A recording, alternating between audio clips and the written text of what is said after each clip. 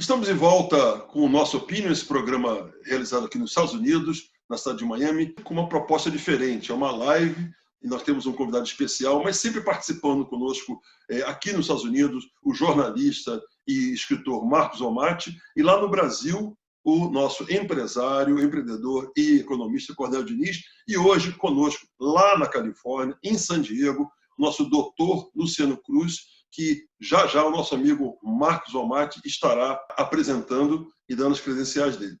Marcos, por gentileza. Bom, para apresentar uma pessoa assim tão especial, vou pegar uma colinha aqui, né? Então, o doutor Luciano Cruz é nascido em Feira de Santana, na Bahia, mora há 22 anos nos Estados Unidos e é residente na cidade de São Marcos, na Califórnia. Ele é oriundo de uma família de classe trabalhadora com 6 irmãs e um irmão. Ele realiza uma pesquisa voltada para questões raciais, acesso e igualdade na educação. É professor de sociologia na San Diego State University, em San Diego, na Califórnia. Tem doutorado em educação pela Claremont Graduate University, em Claremont, na Califórnia. Mestrado em sociologia pela San Diego State University e bacharel em sociologia pela Southern Oregon University. Tá bom? O que mais? Bem, muito bem-vindo, doutor Francisco Cruz. Muito obrigado. Muito nos honra a sua presença aqui no nosso Opinion, edição especial. E eu queria começar perguntando para você, desculpa, eu vou chamar de você, porque você é uma pessoa muito jovem. Vou começar perguntando o seguinte. Você veio para os Estados Unidos há 22 anos, isso quer dizer que você veio ainda muito jovem. E eu queria saber se mesmo com pouca idade, com você tendo passado pouco tempo no Brasil, se mesmo assim você chegou a sofrer algum tipo de discriminação, de preconceito racial no Brasil. Bom dia, obrigado pelo convite, é um prazer estar aqui com vocês do nosso Opinion. E veja, sobre a questão do racismo. Olha, quando você nasce negro, a questão do racismo é um marco, porque a cor da sua pele é vista como inferior.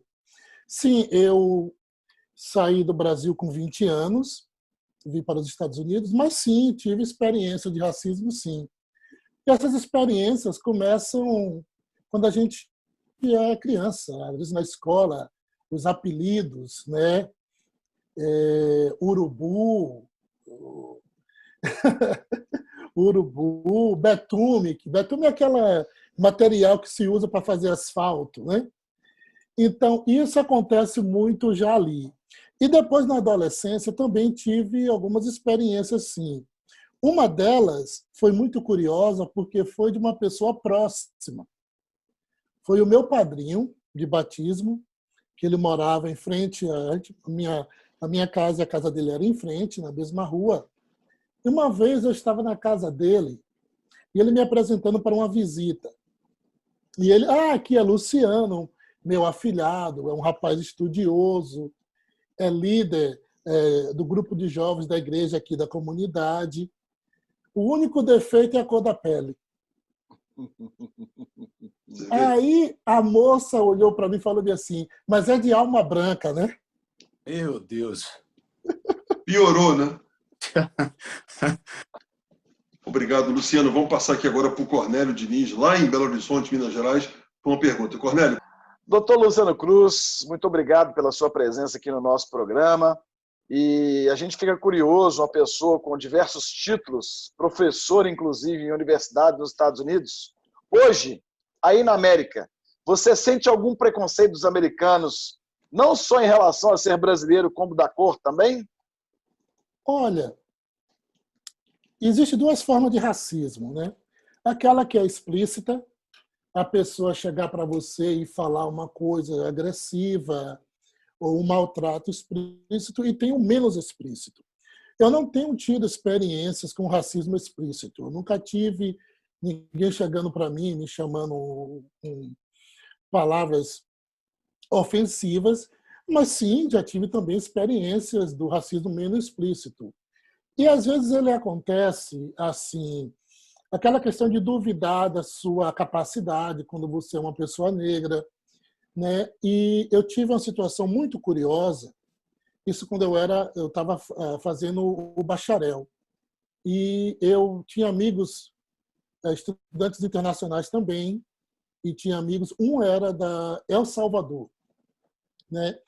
E já tinha passado um tempo, desde quando eu tinha chegado nos Estados Unidos, e eu cheguei aqui sem nenhum inglês. Eu aprendi tudo aqui. Eu tenho uma irmã mais velha que já morava aqui, foi ela a responsável por me trazer tudo isso. E aí, depois de um tempo, acho que em um barzinho, a gente conversando, e ele falou bem assim, olha, não vou mentir não, mas quando eu te conheci, eu falei assim, esse nunca vai aprender inglês. Eu fiquei assim, né? Assustado, né? Porque daquela afirmação, né? Então, sim, tem algumas situações. Eu tive uma outra situação aqui também na Califórnia, uma área chamada Orange County, que é uma área predominante branca, classe média alta da Califórnia. E eu trabalhei por um bom tempo como agente social com adolescentes, antes de começar a ensinar. Eu ainda estava no mestrado. E aí eu fui morar em Orange County porque era mais perto do meu trabalho. Mas eu só tive que ficar lá alguns meses para perceber que não era o meu lugar. Eu tive situações assim desconfortáveis. Uma foi em um posto de gasolina. Eu ia estacionar o carro, entrei para pagar.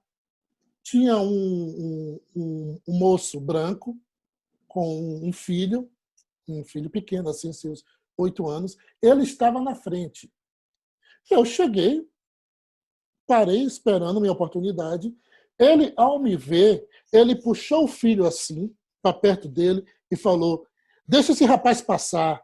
Como se eu tivesse uma doença. Né? Eu olhei para ele e falei, não. Você está na frente, depois de você. E fiquei ali no meu lugar. Falei, mas foi muito desconfortável, que foi assim, como se eu tivesse ali para atacá-lo, ou se eu tivesse uma doença que poderia ele pegar. Então, acontece situações assim, já passei. Porque o racismo é uma coisa interessante. O racismo, as pessoas negras, no geral, vai sempre ter experiência de racismo, porque o racismo ele marca pessoas com a pele escura. Então, o racista ou a situação de racismo, ele não quer saber se você é doutor em filosofia, em sociologia, ou o que for. Em uma situação que ele lhe vê e vê a cor da sua pele, às vezes acontece, né? Então, várias vezes, pessoas negras sofrem situações em diversos momentos por causa disso. É um marco negativo que as pessoas de pele escura sofrem em diversas situações. Doutor Luciano Cruz, é primeiro um prazer tê-lo aqui conosco. Obrigado aí por falar do seu envolvimento nas causas sociais, da parte de igreja, principalmente. Tanto o Marcos Romati como eu estamos aqui há quase 30 anos nos Estados Unidos. Gostaria de perguntar ao senhor o seguinte, nos Estados Unidos, você sofreu mais discriminação ou alguma discriminação por ser imigrante, ou você sofreu alguma discriminação por ser negro? Interessante. Às vezes os dois se juntam. Por que se juntam? Porque, infelizmente, sabe aquela velha divisão do mundo em primeiro mundo, segundo mundo e terceiro mundo? Né? Então, principalmente vocês provavelmente têm a mesma experiência aqui nos Estados Unidos, você encontra muitos americanos que têm aquela visão de pessoas que veio do tal chamado terceiro mundo. E quais são as características que as pessoas pensam de terceiro mundo? Falta de desenvolvimento, falta de educação, né? Pobreza, porque as pessoas não entendem que essa divisão do mundo, e botar assim, terceiro mundo, coloca vários países dentro desse círculo ali que não tem, por exemplo, você pega um Brasil, uma Argentina, um México e bota dentro desse grupo chamado terceiro mundo com características muito diferentes. Então, veja, sim, já tive algumas situações assim, né? E às vezes se juntam as duas. Mas uma vez eu não esqueço que quando eu estava fazendo o bacharel, às quartas-feiras a gente ia para um barzinho tomar cerveja de $2, coisa assim. E aí aquela conversa, né, sempre era: você está estudando o quê? Tá estudando? E era um rapaz branco que me perguntou: você está estudando o quê? Eu falei: sociologia, e o meu meio, eu era sociologia e a literatura inglesa. Ele fez uma cara de espanto e falou: estranho para um brasileiro, eu pensei que você estudava música. Foi. Aí eu falei para ele: olha, o Brasil é um país enorme, né? O Brasil é um país enorme, então não é todo brasileiro. Todo brasileiro não é cantor e joga futebol, entendeu? Então eu tive essa situação, né? Outra situação que eu tive também como imigrante foi logo no começo, quando eu cheguei aqui, eu estudava inglês, né? Aprendendo inglês, e eu tinha uma professora. E eu estudei em uma cidade pequena chamada Ashland, lá no Southern Oregon. E foi um domingo, eu estava na fila do cinema e ela estava com uma amiga. Ela veio também novamente me apresentar. Esse aqui é o Luciano, meu estudante. Ele veio de uma pequena vila no Brasil. Foi. Uma pequena vila no Brasil, na Amazônia. Eu falei: não. Não, eu não vim de uma pequena vila no Brasil. Eu vim do estado da Bahia, eu sou de Feira de Santana, é a segunda maior cidade da Bahia. E da região do que eu estou no Brasil para a Amazônia tem uma grande distância. É como daqui na outra costa, né? Mas é isso, se juntam, às vezes, o preconceito, né? E tive também situações muito de as pessoas acharem que eu sou africano, o que eu poderia muito naturalmente ser. A minha família tem a minha ancestralidade é da Nigéria, mas minha família tem várias gerações no Brasil. Então também tinha situações que juntavam-se a cor da minha pele e o fato de eu falar inglês com sotaque, né? E aí vinha perguntas desse tipo, né? E uma vez foi assim: eu estava na universidade falando no telefone e um jovem estava por perto e percebeu que eu estava falando português. Aí eu terminei a conversa, ele falou assim: que língua você estava falando? Eu falei: português. Aí ele falou: você é da onde? Sou do Brasil. Ele: e você fala português? Mas qual é a língua que você fala na sua tribo? Foi. Interessante. Mas qual é a língua que você fala na sua tribo? Eu falei: olha, não, o Brasil não é dividido em sistema tribal, né? Nós temos cidades e estados, né? E o Brasil, a língua oficial do Brasil é o português. Eu falei: você fala, qual é a língua que você fala? Ele falou: inglês. Eu falei: sim. Você já percebeu que você é americano e você fala inglês? Aí ele parou. Eu falei: pois é. Né? A língua veio de algum lugar, né? Você não fala americanês. A língua veio de algum lugar, né? O pessoal do México fala espanhol. Eu falei: a mesma coisa somos nós do Brasil. A língua veio de Portugal. Mas sim, eu tive experiências assim que como eu falei, junto assim as duas coisas. Mas olha, em questão de ser imigrante, pelo outro lado, eu também já tive muitas portas abertas para mim, né? Muitas portas abertas. Eu já ensinei em diversas instituições de ensino. Meu trabalho é sempre muito valorizado. Eu nunca tive nenhum problema com outros professores. Pelo contrário, eu sempre tenho tido muito o meu trabalho sendo valorizado e, às vezes, o fato de também ser estrangeiro sendo muito valorizado, que eu sou chamado para contar a minha experiência de viver aqui, sendo do Brasil. Então, a questão da imigração, e eu relato o fato de morar na Califórnia, que tem uma diversidade demográfica muito grande, nunca foi um empecilho para mim. Luciano, você estava falando assim de estereótipos, né, que os americanos têm com relação ao Brasil, e tem alguns estereótipos que são positivos, no caso, mas que eu achava que era positivo. Eu estava conversando com um amigo asiático e ele me disse que ele odiava esse estereótipo que tem aqui nos Estados Unidos de que os asiáticos são inteligentes, né? São mais inteligentes do que os outros, que são bons em matemática. Ele falou que não gostava disso, porque era um estereótipo, né? Em último caso, em última instância, ainda assim era um estereótipo. Com relação aos negros aqui, há alguns estereótipos que eu considero positivos, né? Um deles, por exemplo, é aquela expressão black don't crack, que quer dizer que o negro não envelhece, né? Ele fica mais velho em comparação com um branco. Você pensa que o negro que é mais velho do que o branco, você acha que ele é mais jovem. Então, black don't crack. Mas eu também estava conversando com um amigo do trabalho e ele me falou que não gostava disso, principalmente vindo de uma pessoa que não é negra. Qual é a sua opinião com relação a isso? Existem estereótipos que podem ser considerados positivos? Você acha isso bacana ou não? Sim, pode ter estereótipos que são positivos. Tipo, que você dança bem, que você, às vezes, vê as pessoas da América do Sul como amigáveis, né? Principalmente brasileiros. Tem sempre muito essa questão de achar que brasileiros são amigáveis.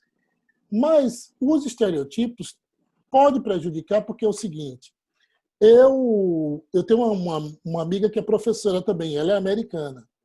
E o fato de que eu aprendi o inglês aqui nos Estados Unidos, do ABC, e a formação dela é para ensinar o inglês para pessoas estrangeiros, né? E ela gostava sempre de me convidar para falar na sala de aula dela. Aí eu ia. E aí vinha esses estereotipos que você está dizendo, né? E sempre assim, mesmo que o assunto não tinha nada a ver com futebol, sempre vinha o seguinte: você joga futebol? Tipo assim, você deve ser muito bom em futebol. Né? Acho que é uma obrigação, né? Outro. Exatamente. E já tem a cor do Pelé, que foi uma... Exato. Já junta-se uma coisa. Outra coisa, a questão do estereotipo da beleza da mulher brasileira. Né? O assunto não tinha nada a ver com minhas opções pessoais. Era uma sala de aula, um assunto acadêmico. Eu tive um estudante perguntando para mim: você prefere mulher brasileira ou mulher americana? Eu falei: olha, o assunto aqui não é este, né? Mas eu admiro as mulheres no geral, no sentido, cada cultura tem suas belezas, né? Mas tem sim, mas às vezes a questão do estereotipo pode ser usado da forma como é feita, né? Em determinados momentos. Para mim é chato quando eu chego em eventos que a pessoa fala: você deve jogar futebol muito bem, né? Porque é essa coisa que todo homem brasileiro joga futebol, principalmente todo homem negro joga futebol. Então, às vezes tem, e tem algumas, no fato que você falou de Blacks Don't Crack, tem algumas brincadeiras que são mais dentro do grupo étnico, né? Que são mais aceitáveis do que em outros, né? E às vezes tem isso, as pessoas olham dessa forma, né? Eu geralmente não levo pelo lado da ofensa. Quando você joga futebol muito bem, joguei algum tempo, não jogo mais. Mas digo, às vezes é chato, porque às vezes o ambiente não é sobre aquilo e a pessoa traz um assunto que não tem nem relevância, né? Você imagina, Luciano, alguém perguntando para o Jay se ele joga bem, é só você olhar para o Jay para ver que ele não joga nada de futebol. Luciano, eu queria saber... Eu queria entrar aqui nessa situação aqui, porque isso é uma discriminação, entendeu? Ô, Luciano, veja bem, obrigado aí pela gentileza da sua resposta e principalmente pelas suas experiências que você está colocando. Ultimamente, aconteceu aqui nos Estados Unidos um fato bastante assim, de repercussão mundial, E eu gostaria que o Marcos Somati voltasse na pergunta em relação a esse movimento Black Lives Matter. Luciano, vidas negras importam, né? Então, como o Diego acabou de falar, foi um movimento que começou aqui, se espalhou pelo resto do mundo.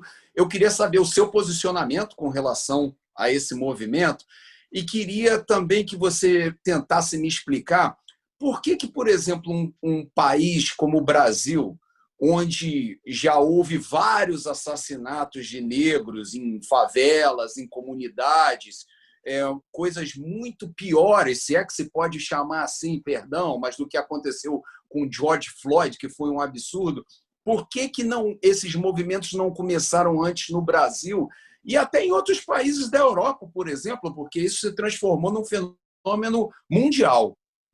Certo. Olha, essa é uma pergunta que não cala, né? Mas eu acho o seguinte, tem a ver com a grande visibilidade dos Estados Unidos na mídia mundial, né? Então, as coisas que acontecem aqui nos Estados Unidos ganham uma proporção enorme pela visibilidade dos Estados Unidos. E o caso do George Floyd é o seguinte, as imagens foram muito fortes, né? No caso do policial com o joelho no pescoço dele, ele dizendo que não podia respirar e tudo isso. Então, as imagens foram fortes. Aquelas imagens, hoje em dia, com o avanço da mídia social, aquelas imagens viajaram no mundo todo muito rapidamente.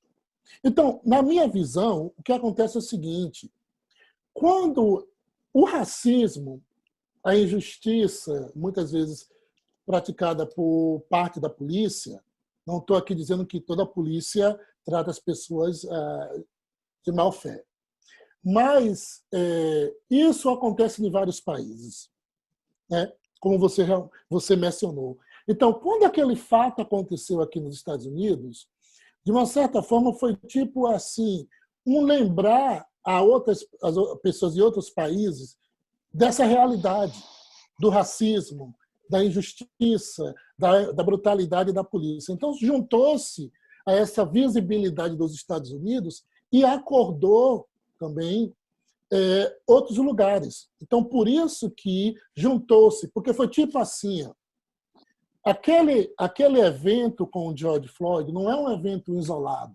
Uhum. Né? Aconteceu aqui nos Estados Unidos, mas, olha, 2 semanas atrás, no Brasil, em São Paulo, um policial ele ficou em pé no pescoço de uma mulher negra, em São Paulo. Né? Então, o evento não é isolado. Aconteceu aqui, mas poderia ter acontecido no Brasil, como tem acontecido várias coisas em outros países. Né? Então, eu acho que só conectou, porque a questão do mundo está tão globalizado. Né? Agora, em questão ao Brasil, essa é uma questão interessante, é o seguinte, eu acho que é o seguinte, nos Estados Unidos, pela questão dos direitos civis e pelo histórico da violência sofrida pelo povo negro, né? A manifestação é muito constante, muito forte, porque os Estados Unidos têm um histórico muito forte de segregação, lixamento de pessoas negras em praça pública, enforcamento de pessoas negras em praça pública, o Ku Klux Klan, né? Então, é muito forte. E o que é que o movimento de direitos civis fez? Ele jogou para o país o seguinte, olha, está aqui escrito bonitinho na Declaração da Independência, todo homem deve ser tratado igual. Todo homem tem o direito a viver, a liberdade e possuir a felicidade. Aí falou assim, poxa, se está aqui escrito para que se acredite, por que para uma parcela da população o tratamento é totalmente o oposto? Né? Então, jogou isso de volta na população. Essa foi a força do movimento, do Civil Rights Movement. Então, quando acontecem esses eventos nos Estados Unidos, é visto como uma ruptura no Estado democrático. Se o Estado está dizendo que todo mundo tem direito a viver a liberdade, a felicidade, por que você continua tratando parcelas da sociedade dessa forma? E no Brasil, né, as injustiças foram por muitos anos, cobertas pela aquela velha versão da democracia racial, né, de que não existia racismo no Brasil. Olha, aqui nós somos um povo miscigenado, nunca existiu leis do governo de segregações como existiu nos Estados Unidos, né? Então, essas questões não é... O problema é lá fora, nos Estados Unidos, na África do Sul. E aí, quando acontecem essas coisas no Brasil, né, não se tem a mesma proporção da qual se tem nos Estados Unidos. Mas, como você mesmo disse, coisas horríveis vêm acontecendo no Brasil. Eu não posso esquecer jamais do evento, também foi em São Paulo, de uma comunidade predominante negra que estava tendo um baile funk. Esqueci o nome agora. Paraisópolis. Isso mesmo. Paraisópolis. Estava tendo aquele evento, era um baile funk, e tinha uma grande multidão de jovens. E a polícia dizia estar atrás de alguns bandidos. E a polícia, sabendo que estava tendo aquele evento, com aquela quantidade de pessoas nas ruas, ela entra atrás daquelas pessoas, atirando, né?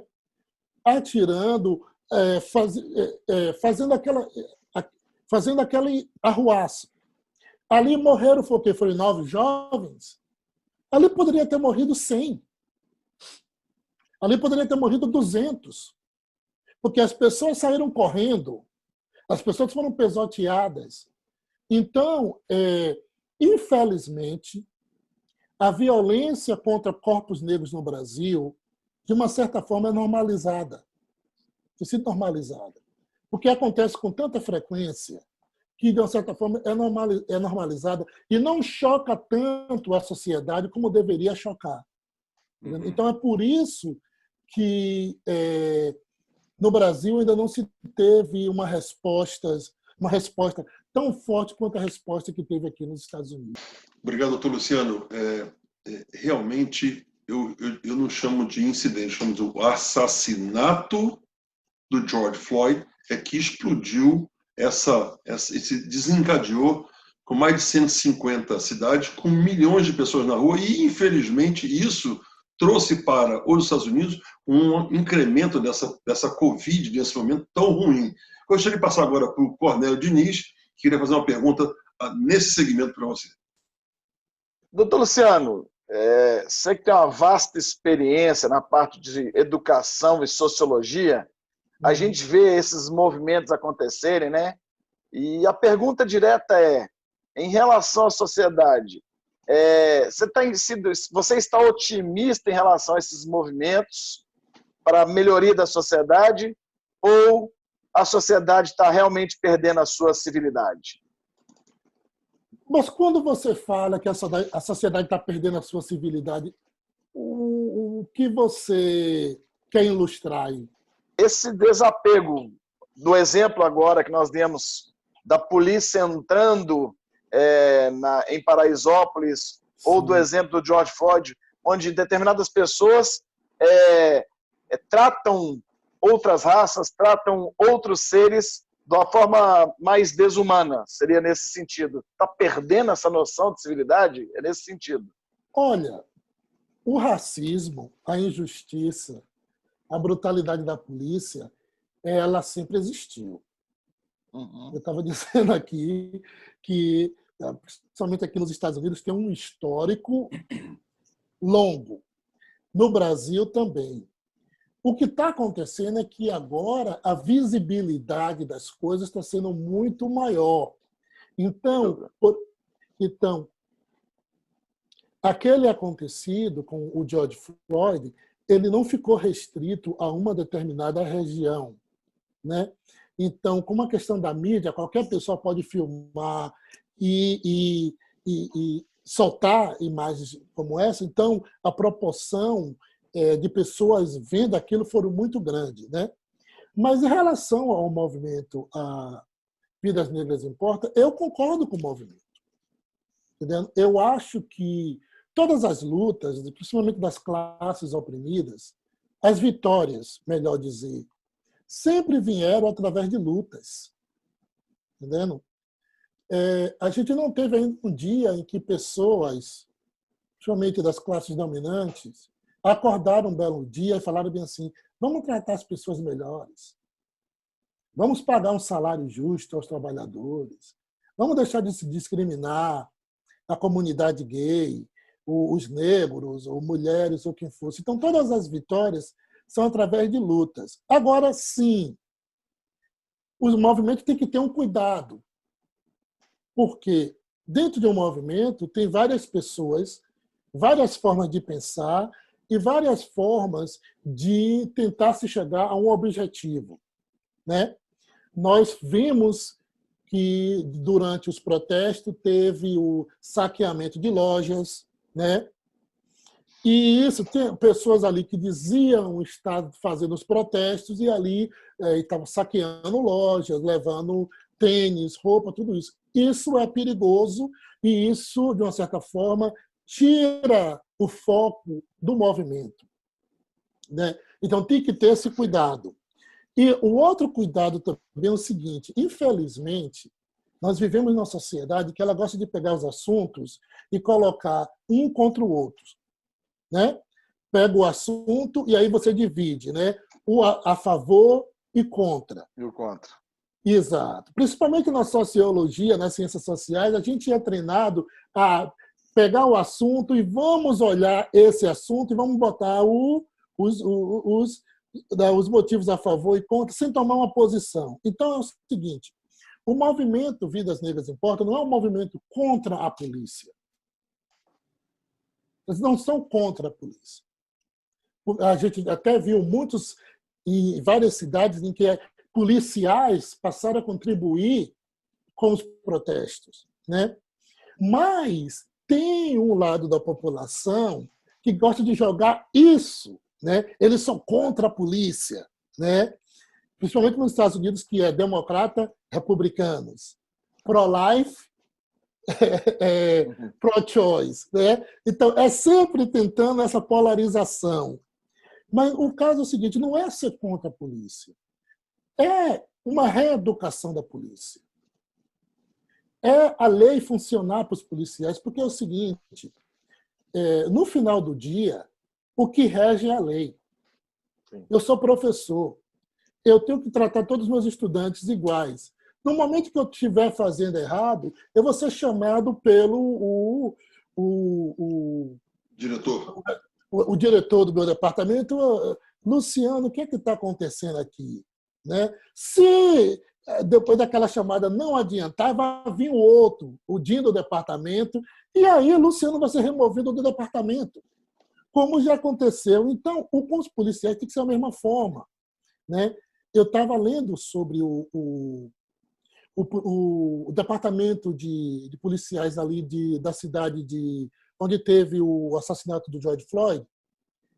O chefe do sindicato dos policiais, ele tem um histórico de ignorar as denúncias contra os policiais.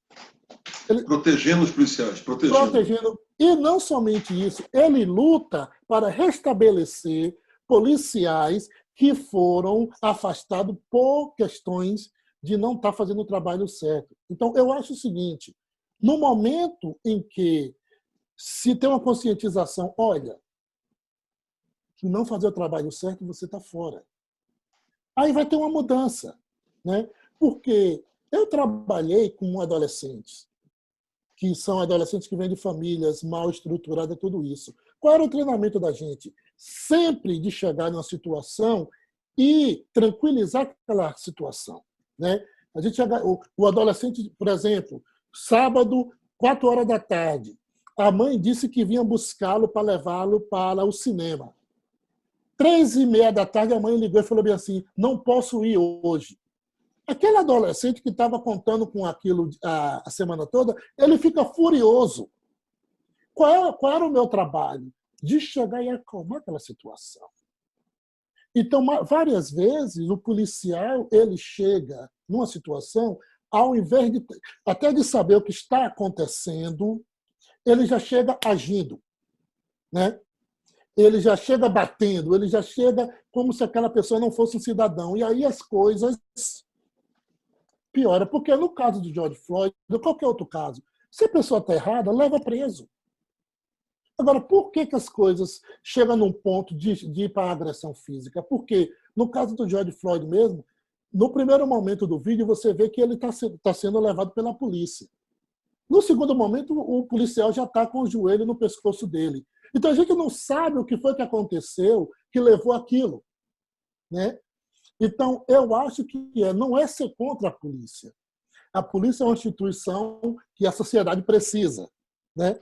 Mas é uma reeducação da polícia. Isso. Doutor Luciano, é uma coisa que o senhor acabou de falar que é muito importante. Esse aparelhinho aqui, ó, acabou com o esconderijo das coisas mal feitas no mundo. Eu falo para todo mundo, eu faço palestras no mundo inteiro, eu falo assim, isso aqui virou uma arma, se você souber usar, vai ser muito bem feita. Tem algumas pessoas, muito jovens no mundo inteiro, aliás, muitos jovens, milionários, utilizando os seus celulares, fazendo vídeos e brincadeiras e coisa e tal, mas realmente, hoje em dia, qualquer evento, você tem 10, 15, 20, 30, 300 celulares te filmando. Então, muito cuidado, principalmente se você for policial nos Estados Unidos e no mundo inteiro. Marcos Almaty, pegando esse gancho agora, por favor, você tem uma pergunta para o doutor Luciano. Luciano, falando nessa questão dos protestos, aqui nos Estados Unidos, nas áreas pobres, áreas negras, projects, por exemplo, não se encontra um supermercado para você comprar uma fruta, uma verdura fresca. É sempre um restaurante de fast food, é sempre um lugar para você comer comida processada. E sempre tem um liquor store, ou seja, um lugar para a pessoa comprar uma bebida alcoólica. Isso torna o residente dessa localidade obeso e dependente químico do álcool, entre outras coisas. Porque isso, para mim, afeta muito mais a população negra do que a violência da polícia, porque, como você falou, eu acho que a violência da polícia é uma questão de ignorância e uma questão de reeducação e treinamento adequado que muitos deles não têm. Estou completamente de acordo com você. Esse outro lado, não. Qual é a sua opinião a respeito disso? Por que não há protestos com relação a esse tipo de...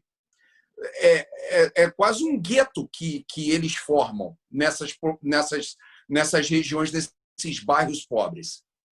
Olha, por incrível que pareça, conversava sobre isso com meus estudantes no final do semestre. Falávamos sobre isso. Sim, tem pessoas negras que falam sobre isso, sim. Mas isso é um retrato do capitalismo na sua raiz. Por quê? Tem um histórico aqui nos Estados Unidos do seguinte: áreas que passam a ser habitadas por pessoas negras ou latinos ou outras minorias étnicas, geralmente são motivadas que os brancos saiam dessas áreas, né? E aí o que acontece é o seguinte: o preço das casas cai e chega, como você mesmo disse, né? O Trader Joe's não vai botar uma loja ali. Aí o que chega é fast food e liquor stores. Mas esse é um retrato de várias questões que lidam com a questão do capitalismo em si, né? Como comunidades mais carentes são tratadas. Sim, eu acho que deveria se falar mais disso e vem se falando. Mas é uma questão que não é só falar, é o poder do dinheiro. Porque no momento em que, geralmente, as pessoas brancas saem dessas áreas e são motivadas a sair, os investimentos são tirados dessas áreas, né? E aí, o que chega, geralmente, são fast food e tudo isso. Mas, olha, é uma combinação de fatores. Em áreas carentes não é só uma questão, não. A violência policial também é maior nessas áreas. Então, é uma questão de junta vários fatores, né? Porque, na verdade, o descaso ele vem com a questão racial e com a questão de classe, né? E, às vezes, esse descaso é milhas, né? Onde você tem uma vizinhança classe média branca e questão de 3, 4 milhas tem uma residência, uma área mais negras e latina, né? Com certeza, eu acho que tem que se trabalhar essas questões, é prioridade, porque também os distritos escolares também são muito ruins nessas áreas. Mas, francamente, é uma combinação de fatores, não é uma coisa só, não, porque também a violência policial é maior nessas áreas, né? Luciano, tá, mas então por que, por exemplo, um atleta, um músico, e eu vou dar o exemplo do negro porque a gente está tratando desse tema hoje.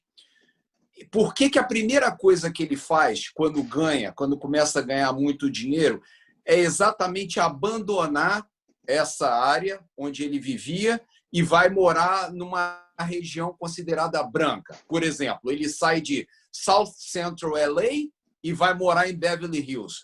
Por que isso? Por que esse negro, então, não reinveste o dinheiro que ele ganhou nessa comunidade pobre de onde ele saiu? Boa pergunta. Isso é uma coisa que está ganhando força, sim.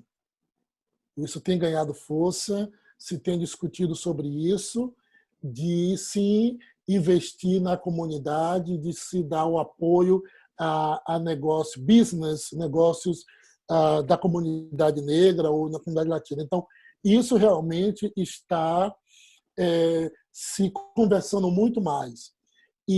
Mas o fato que a pessoa sai também é o seguinte, porque às vezes as condições de vida de uma determinada área dessa são tão ruins que você acho que até uma atitude muito pessoal. Você quer o melhor para você, o melhor para sua família. Mas sim, está tendo realmente esse pensamento de se voltar e trabalhar essas questões. E tem pessoas que têm trabalhado isso. O Michael Jordan tem feito trabalho sobre isso, o Magic Johnson, tem um outro chamado... Dois exemplos, hein? Que exemplos, hein?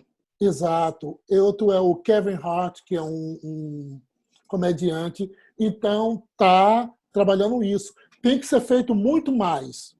Sim. Eu não concordo com você. Tem que ser feito muito mais porque dando apoio, porque a questão da comunidade é muito importante em vários aspectos, né?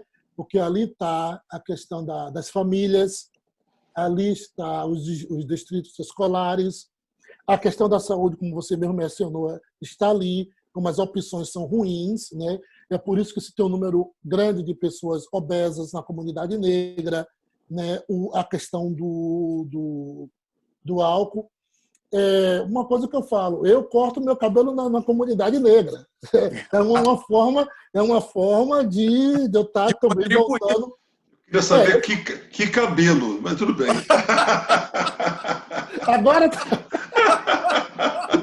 Agora tá pouquinho. Quando eu volto, eu faço, né? Mas, não é uma cabeleira muito grande, não. Mas sim, tem que ser feito, sim. Tem que ser feito, sim. E poderia ser feito muito melhor, né? Se ter essa consciência que as comunidades ali é a base, né? Tá ali, então tem que ter investimento ali e tem pessoas que fazem muito dinheiro e que deveria voltar realmente e ajudar mais. Tem sido feito, é preciso ser feito muito mais. Doutor Luciano, eu acho que o Cornélio quer trazer um pouquinho a sua cultura e o seu conhecimento para o Brasil. Cornélio, por favor. Muito interessante essa colocação aí de pessoas bem-sucedidas ajudando as comunidades. Mas, na sua opinião, tomando o Brasil como exemplo, quais deveriam ser as atitudes, as atividades que a própria sociedade deveria tomar visando minimizar, diminuir essa discriminação tanto racial e social no Brasil? Olha, existe uma dívida muito grande com a comunidade afrodescendente no Brasil, que vem do legado da escravidão, né? Quando nós tivemos por quase mais de 300 anos de escravidão no Brasil, um belo dia falou para o pessoal: você está livre, vá. Né? Nenhum investimento, aí aquele fenômeno do embranquecer a população, que é o convite do imigrante, né, para o Brasil, a grande massa de italianos chegaram no Brasil e eram europeus pobres, indo para o Brasil buscar sobrevivência, eram pessoas pobres. Então, olha, eu digo o seguinte, uma frase que o Lula sempre dizia, que eu acho muito importante: colocar o pobre no orçamento da União. O país tem que investir na população, né? Você tem que investir em educação, você tem que investir em infraestrutura, você tem que investir em empregos, né?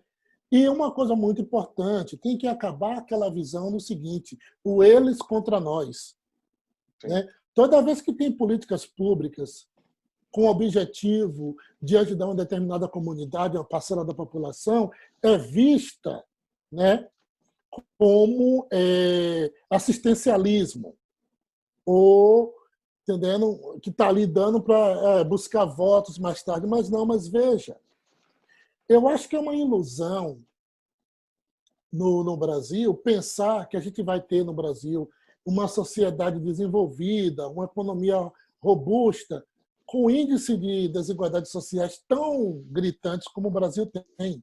Não vai, porque se a gente pegar como exemplos países que hoje têm uma situação mais equilibrada, eles investiram na população.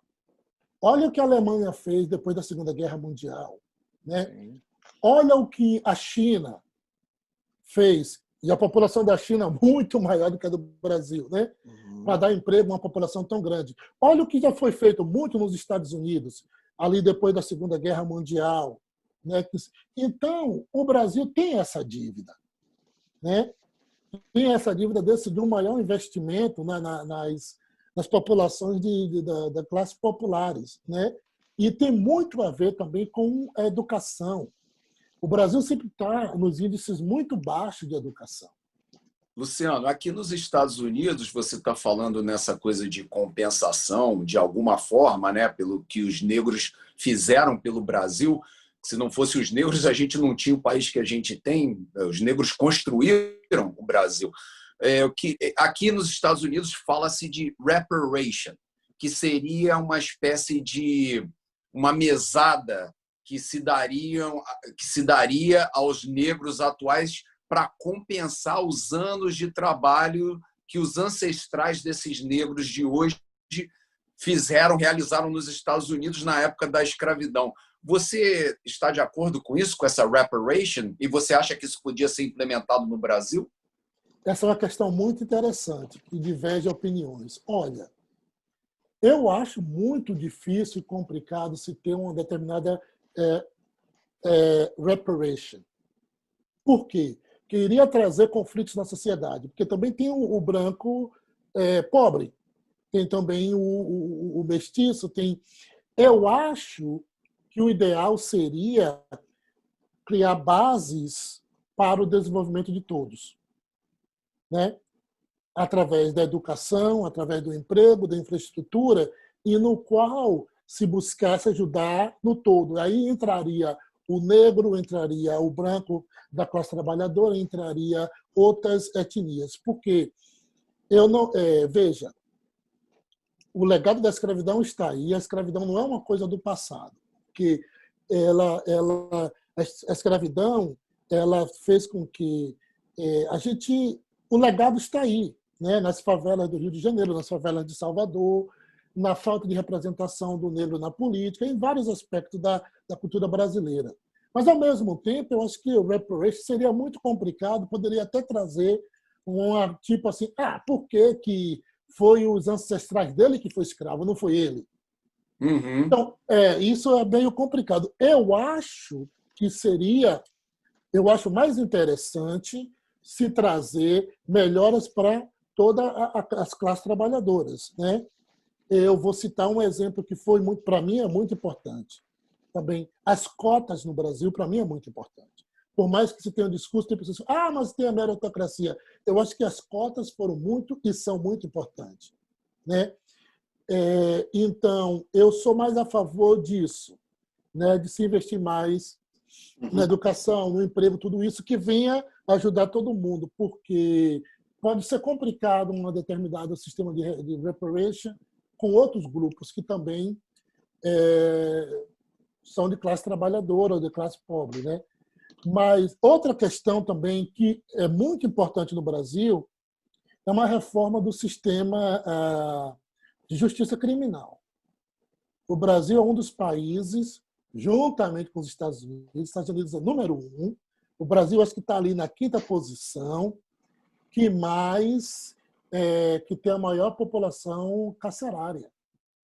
O número de pessoas. A gente está vendo no Brasil as rebeliões, nos presídios, tudo isso. Por várias questões. As pessoas são presas várias vezes. Tem vários casos de ser presos inocentemente, vários casos de a questão da droga. A pessoa não estava traficando, né? E aí o jovem, principalmente o jovem negro de periferia, ele é preso, ali ele passa anos ali, são anos que deveria estar sendo formado, anos que deveria estar estudando, procurando uma profissão, ele está ali preso. Nós sabemos muito bem que várias vezes a pessoa sai pior do que entrou. 2 domingos, 2 finais de semana passados, passava no Fantástico um caso de um jovem negro muito interessante. O rapaz não tinha nada a ver, o cara estava passando. Um policial pegou uma mochila com cocaína e jogou, assim, botou no jovem e pegou aquela pessoa.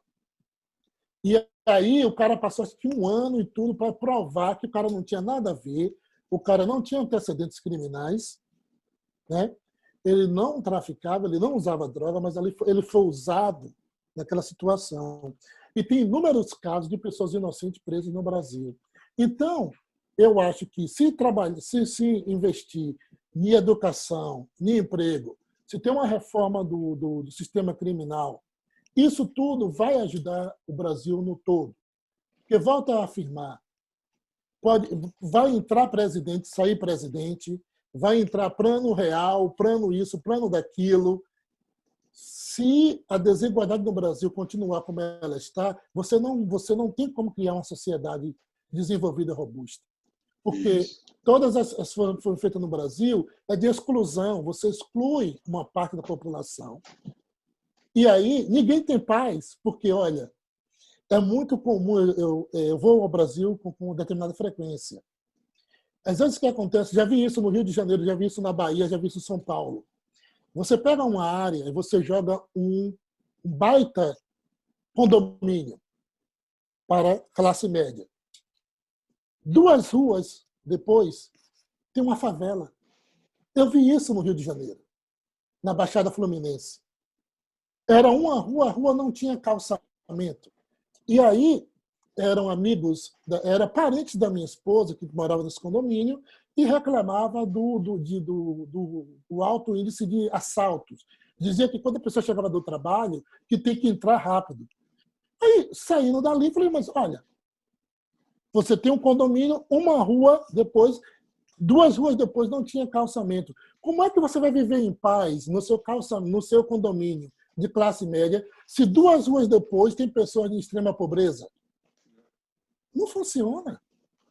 Doutor Luciano, eu anotei aqui da sua brilhante explicação 4 fatos muito interessantes. Número 1, o meu pai me levou para ver o jogo Santos contra o Vasco da Gama, no Maracanã, que tanto o Marcos Almaty e eu somos cariocas, e o Pelé fez o 1000º gol.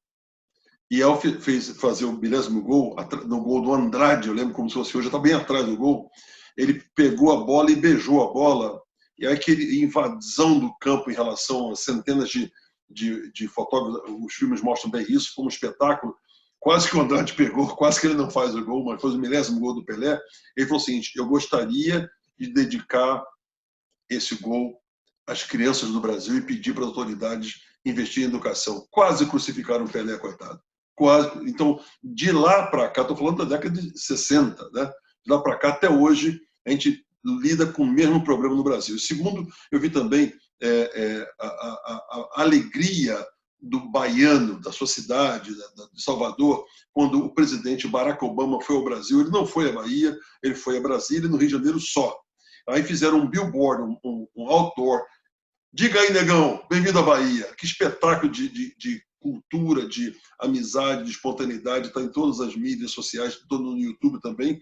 Queria falar também sobre Coreia do Sul. O que os sul-coreanos investiram em educação há 30 anos, o que eles eram há 30 anos atrás, o que eles são hoje, é só você comparar Samsung, comparar Hyundai, comparar Kia, que viraram os maiores carros do mundo, e eles vieram estudar nos Estados Unidos, voltaram e implementaram lá no país deles.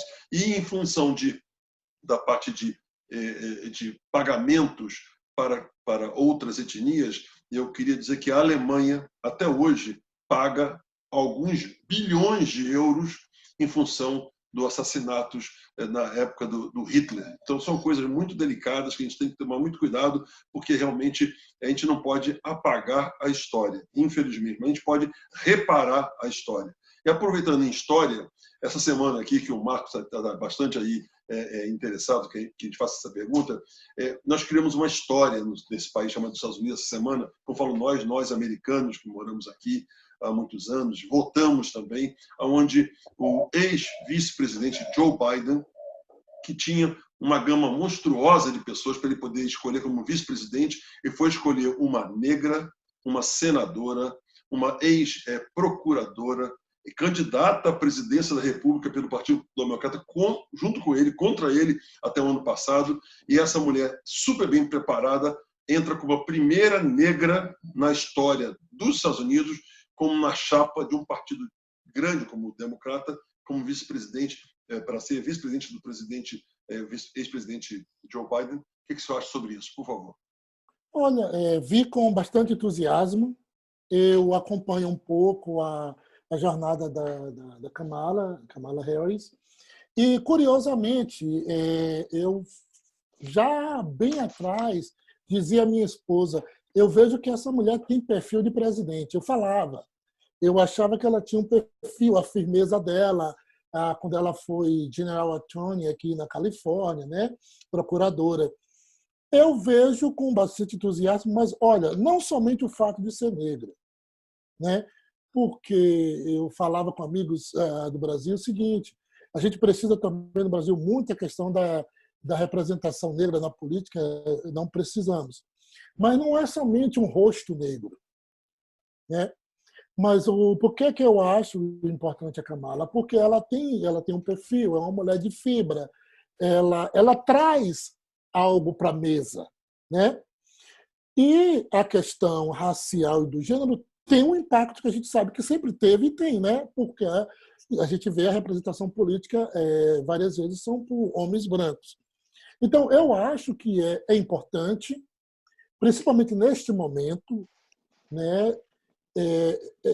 É muito significativo isso, né? E ela traz elementos de uma diversidade que é muito importante, que representa, porque até o próprio Biden, né? Nas primárias eu votei por o Sanders, né? O Bernie Sanders.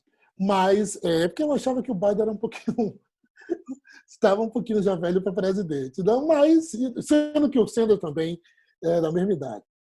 Mas eu achei interessante essa perspectiva do Biden, né? Porque ele sabe que ele já tem da idade dele e ele quis também trazer uma renovação. Os democratas também precisam dessa renovação. E tanto aqui quanto no Brasil tem mostrado muito que o que está entusiasmando mais as pessoas a votar é algum sentido de renovação, né? As pessoas saíram para votar mais no Obama porque representava essa renovação, né? E aí saíram também no caso do Bolsonaro, porque também, mesmo que ele já estava mais de 30 anos como deputado federal, mas achava que era alguém que não estava sendo ali, né? Isso também pode, é uma discussão toda em si. Mas eu acho que ela traz também essa renovação que os democratas precisam, né? E eu estou bastante entusiasmado. Eu acho que precisa de uma pessoa pronta no primeiro dia, porque sabemos que Biden tem uma idade determinada avançada. Ele tem deixado bastante claro que ele não vai disputar uma reeleição, no caso que ele venha a ganhar as eleições agora, né? Então, é muito importante, né? E sempre traz um elemento muito importante para a sociedade, quando a gente vê essa diversidade. Mas, volto a dizer, não é somente um rosto negro ou uma mulher nessas posições. É o que essa pessoa traz para a mesa. Perfeito, né? perfeito. Não é somente o... Porque o lado simbólico é importante também, mas depois que se vence uma eleição, é o trabalho, é o que a pessoa traz para a mesa. Né? Então, eu acho importante isso e eu vejo que ela tem capacidade para exercer o trabalho. Cornélio, seus agradecimentos ao doutor Luciano Cruz. Doutor Luciano, acredito que os telespectadores estão extremamente felizes aí com essa explanação, essa visão de uma pessoa, de um brasileiro, de um baiano, com essa competência nas universidades americanas. Então, a gente quer agradecer aí essa brilhante aula para nós brasileiros. Marcos, por favor. Luciano, muito obrigado por participar aqui conosco. Você é um orgulho para todos nós, tá? Um orgulho para a gente. Muito obrigado por ser brasileiro e por nos representar tão bem aqui nesse país que tão bem nos acolheu. Olha, eu queria só lembrar aos telespectadores que o Luciano, o nosso baiano de Feira de Santana, ele é professor de Sociologia, ele tem doutorado em Educação, ele tem mestrado em Sociologia, ele tem bacharel em Sociologia, ou seja, é uma pessoa, aliás, eu vou fazer as minhas palavras do Marcos, é um orgulho, é um prazer, é uma honra nós estrearmos o Nosso Opinion Live com você, doutor Luciano Cruz. Muito obrigado pela sua gentileza. Aproveita aí o seu sábado aí em San Diego e nós estamos à sua disposição para os seus comentários finais. Mais uma vez, agradecer o convite, foi um prazer enorme, né? Uma discussão muito boa, muito válida. Muito obrigado pelo convite. Estou aqui também à disposição e tá bom isso, a gente trazer os assuntos. Como eu falei, eu sou muito a favor de despolarizar as coisas, trazer os assuntos e se conversar, mostrando as visões, porque nem tudo é verdade e mentira, preto e branco, mas trazer as reflexões. E eu sou muito a favor de a gente quebrar muito a polarização, né? Então, agradeço muitíssimo pelo convite, foi um prazer enorme e estou à disposição. Nós não poderíamos ter um convidado melhor para inaugurarmos o nosso live aqui no Nosso Opinion. Muito obrigado, Cornélio Diniz, nosso amigo, nosso economista, nosso empreendedor lá em Belo Horizonte, Minas Gerais, no Brasil, nosso amigo Marcos Almaty aqui em Miami e também o doutor Luciano Cruz lá em São Marcos, ao lado de San Diego, na Califórnia. Muito obrigado, um bom final de semana para vocês, fique com Deus, um abraço.